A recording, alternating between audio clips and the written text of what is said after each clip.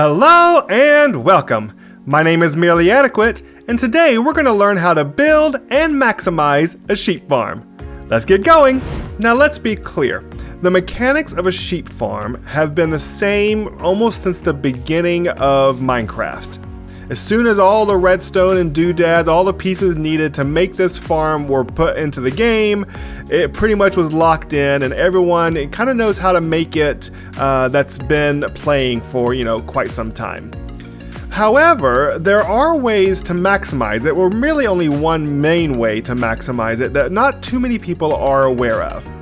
So let's talk about the different pieces and how you can get the most out of your farm. You can probably take a screenshot of this image right here, and it pretty much tells you everything you need to know to build it, but I do want to step through it real quickly. So you're going to start off with a chest. I'm just going to throw it here in the ground, and then you're going to have a hopper on top of it, and then we're going to want a hopper minecart on top of that, because that will actually suck the items through the ground down below. Now, if you're going to be jostling it, you may want to remove the track, or you may want to surround this with something so that this doesn't get moved, but I'm not going to be messing with it today, so I can just leave it as is. Then above that, we're going to want to put a platform, a 3x3 platform of grass blocks. Now, the main thing is the middle needs to be grass so that the sheep can eat it, regrow his wool, and shear and go back and forth over and over. But we're surrounding it with grass, for a very important reason, and we'll talk more about that reason in detail in a little bit. Now we're going to come around to the back. We're going to break one block. We're going to put in an observer there, because this observer, when facing directly into this block, can actually see when the state changes from grass to dirt because it's been eaten, and then it'll put out a signal. So we'll put a block there, put a redstone there, and then we'll put a dispenser right on top of that observer facing in, and then we'll put shears inside of that. Okay, some shears, and then we're going to surround this thing in glass. All right. And then one more layer at least. And that is basically the end of the farm. You drop your sheep down in there, and that's it. When he eats the grass, the observer will detect it. It will send a signal up to this dispenser, which will shear the sheep. He'll be naked. He'll want to eat, so he'll eat. He'll grow wool, and it'll go on over and over and over again, filling up your chest with wool. Now let's talk about one trick that can optimize it. Let's start with sheep. They are dumb. They do only what they want to do. There is no way you're going to speed them up. They will take their time, and they will eat grass whenever they feel like it, and that's all there is to it. They will not go any faster. You have no way of speeding this up. Next, let's talk about the redstone. This happens immediately. As soon as this state changes, that dispenser does the job super fast, no lag, no room for improvement. I mean, it's a single tick difference. What was that, 1/20th of a second, I think, or something like that? Yeah, that's about as fast as that's going to go. So there's no room for improvement there. So you may be asking, what is left? Well, what is left is how quickly the grass beneath the sheep's feet grows, enabling him to eat as soon as he is ready. So let's take a quick look at how grass grows. The most obvious is that grass directly beside a block will cause it to grow. Come on. I know you wanna. There we go. I have increased the tick speed here, so grass will grow faster in this demonstration than normal. But that is a very obvious, if it's beside it, it will grow, okay? Now, one that you may not know is that if it's above it, it will grow down, even up to 2 empty spaces away. There we are. There's a 2 space gap. There's no grass around here, down here. And then after a second or so, come on, don't make a liar of me. Here you go. You know you want to do it. Oh my goodness. I don't know why you're taking so long. Come on. Let's edit. Oh, I didn't have to. Oh, good. Okay. I was going to have to edit this. Okay, there we are. Okay, I don't know why it took long that time. It's usually pretty quick. But there we are. Even with a gap of 2, it doesn't really matter if it's a gap of 1 or a gap of 2. It's still able to do the same speed from there to down here.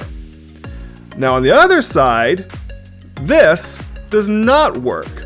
It will not go up if it's missing a gap. So we have only a gap of 1, and it still will not provide grass upwards.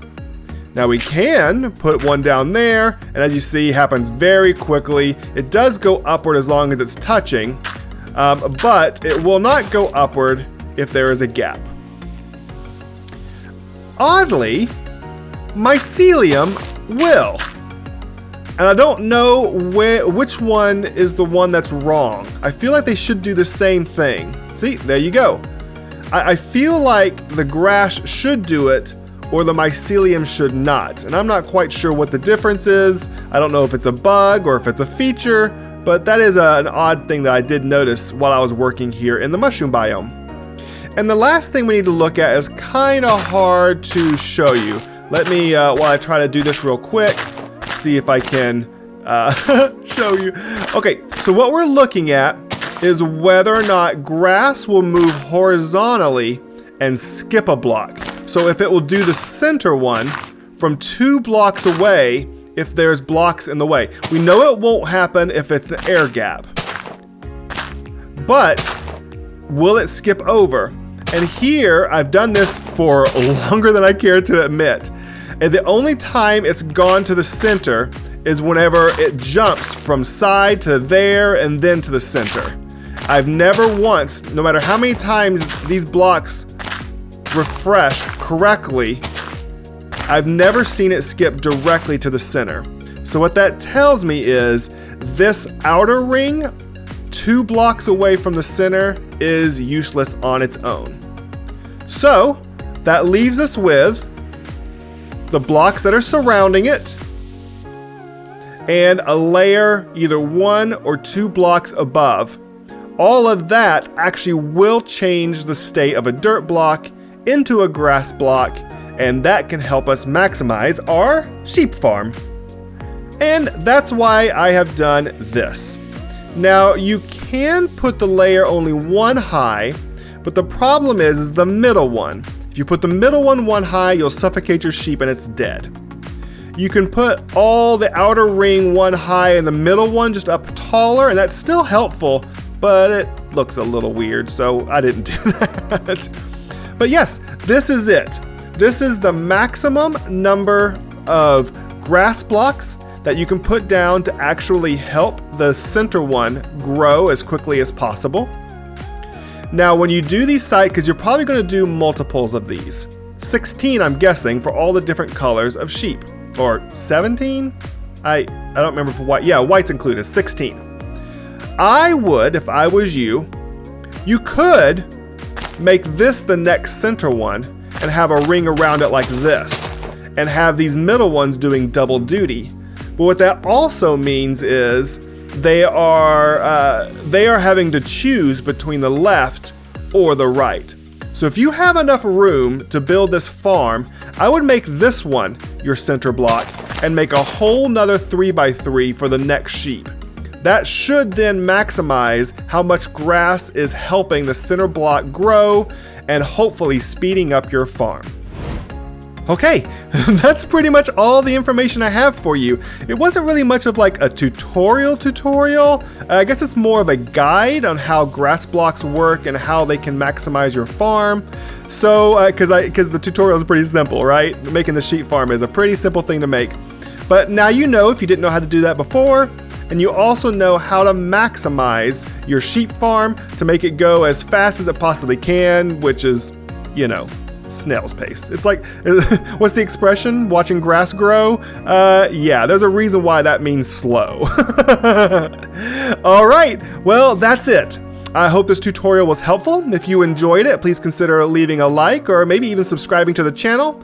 But mainly, I hope you enjoyed the video and I hope that you found it adequate.